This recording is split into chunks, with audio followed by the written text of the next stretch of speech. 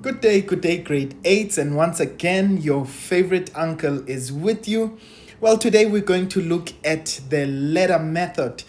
Right, if you haven't subscribed, please just make sure you are part of the family. And well, let's get into the lesson. Right, now, firstly, what is the ladder method? Right, so firstly, I want you to remember that any composite number, now remember what we said, a composite number rather, is any number, right, that has more than two factors. Now remember, the opposite of a composite number would be a prime number. And remember, we said with any prime number, there are only two factors, right? So two factors which are 1 and itself. Right, we've made several examples. I've already covered that in a video. And please, if you haven't watched that, please go back to that video, right? Now, if you're looking at a composite number, it has more than two factors. So more than two factors. So we're saying any composite number can actually be written as a product of its prime factors. So we're going to use the ladder method to try and see how we can write down any composite number as a product of its factors. Now, so in the ladder method, what we are going to do, we are going to divide. So the first thing, so the ladder method, okay? So the first step that we're going to apply is we're going to divide the number by its smallest.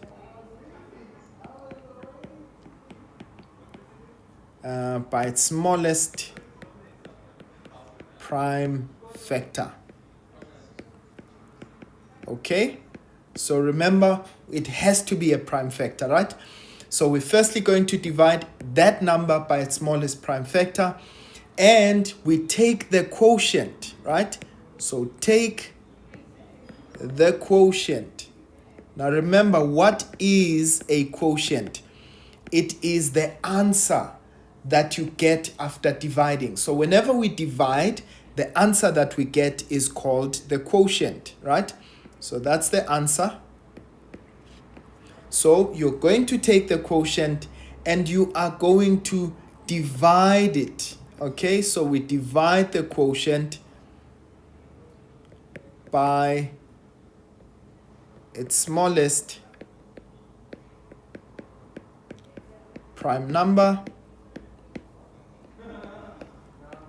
Right, and now we are simply going to repeat this process. So repeat step 2 until we get 1 as the final answer. Okay, right. Now please remember, in this case, I'm going to show you how when we multiply all of those numbers, all of those prime numbers, we actually are going to get the number that we started with in the first place. Right, now let's take the very first one. Okay, so say for argument's sake, we take 30. Now what you're going to do is just write that into kind of a table, right? So you're going to write the number that we start with. So we're trying to write 30, which is a composite number, right, as a product of its prime factors. Now, firstly, 30. What is the smallest prime number that is a factor of 30? So that would be 2, right? So now if we say 30 divided by 2, what does that give us? It will give us 15, right? Note this, in this case, we are simply saying, right, so 15 is actually a quotient when we divide 30 by 2, right? So now we're going to take the quotient, that is step 2, take the quotient and divide it by its smallest prime number. So remember, 15 is actually divisible by 3. That's the smallest prime number, right? So what is 15 divided by 3? That should give us 5, okay? Now, in this case, what is the smallest prime number that is divisible into 5? Of course, that should be 5. And so in this case, 5 divided by 5 will give us 1 as our final answer.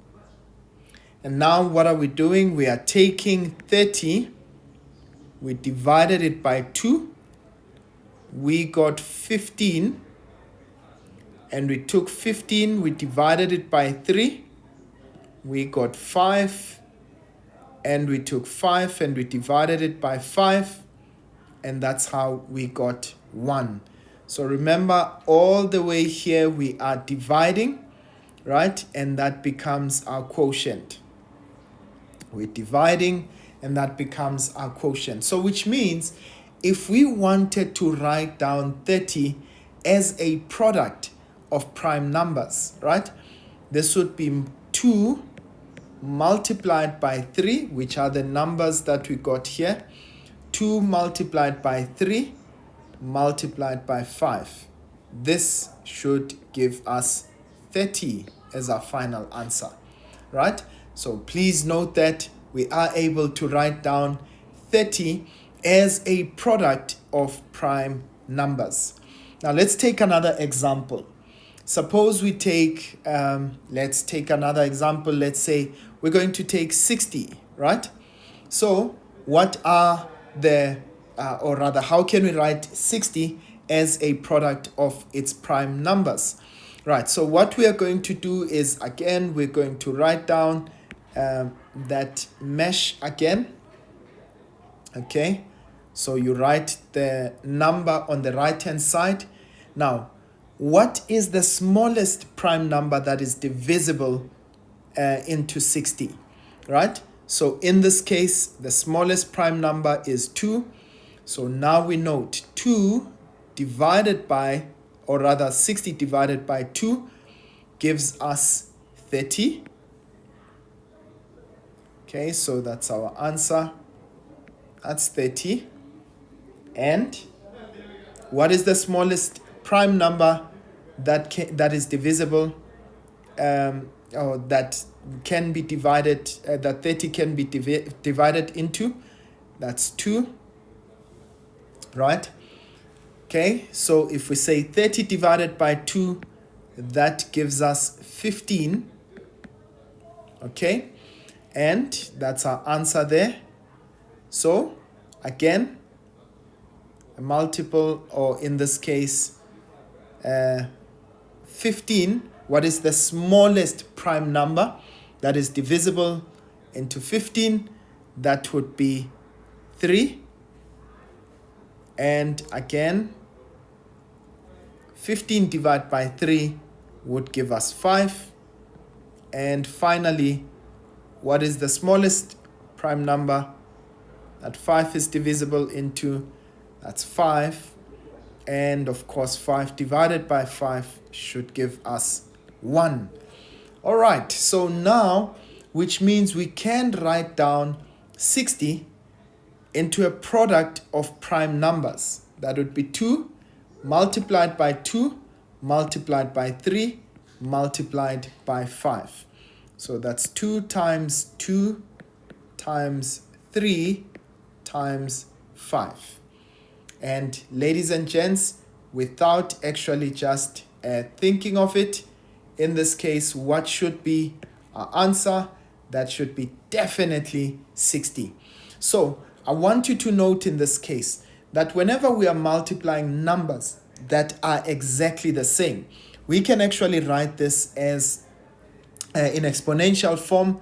Okay, we're going to talk about exponents later.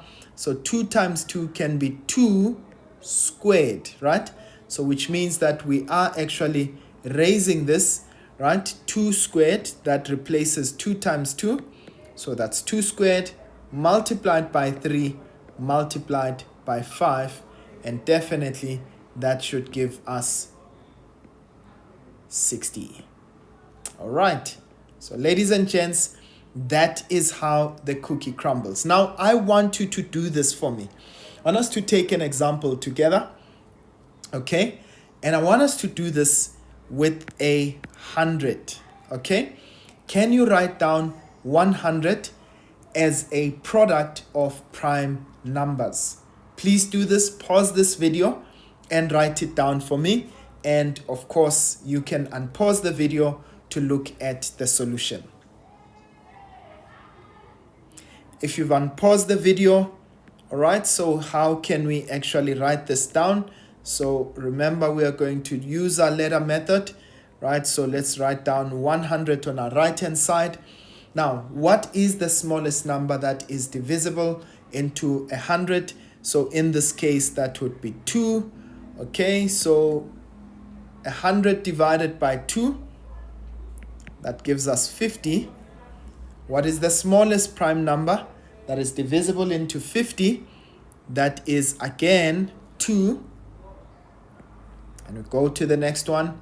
50 divided by 2, that should give us 25. Okay, what is the smallest prime number that is divisible into 25? In this case, that would be 5. And in this case, we know that if we say, well, 25 divided by 5, again, that gives us 5. And so that gives us 5. The smallest prime number, sorry, I actually wrote this incorrectly. So the 5 should come this side. The smallest prime number that's divisible into 5 is 5. And in this case, again, 5 divided by 5. Remember, we repeat this process up until we get 1 as a quotient. Right, so now we've got 1 there. So which means if we wanted to write 100, we can write 2 multiplied by 2 multiplied by 5 multiplied by 5, and that should give us 100. Okay, right, please note, now we've got repeating numbers. So we've got 2 times 2, which can be written as 2 squared.